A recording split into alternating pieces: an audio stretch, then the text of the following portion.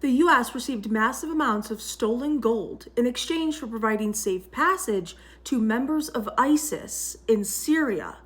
The US government literally flew military helicopters into the Syrian desert and loaded them up with roughly $2.5 billion worth of gold. Gold that ISIS had stolen from the Syrian and Iraqi people.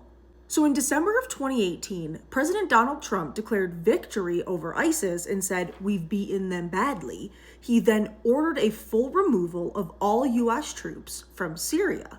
Then in February of 2019, reports began to surface that actually US forces were collaborating with ISIS.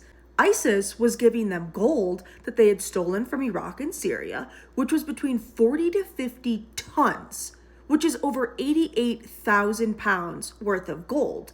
And in exchange, the United States was allowing the terrorists and their ringleaders to walk free.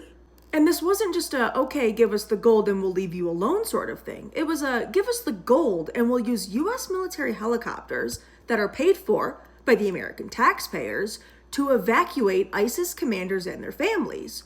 Or, if you're really special, we'll transport you to a base and our military will actually train you to overthrow your own government. These helicopters were literally landing at the local prisons and letting ISIS members out of prison.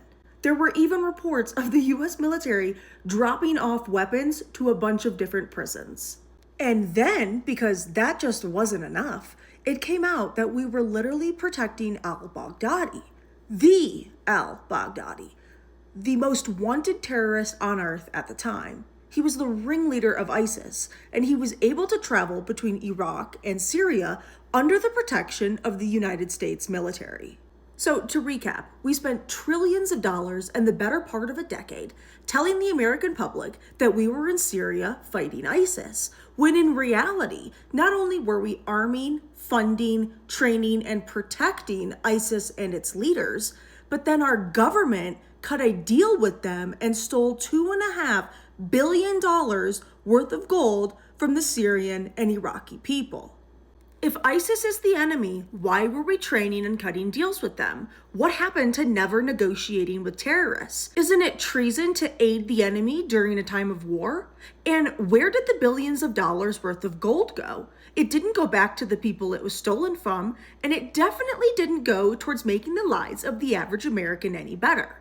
So if you want the full breakdown of this story, just comment gold below and I'll send it over to you.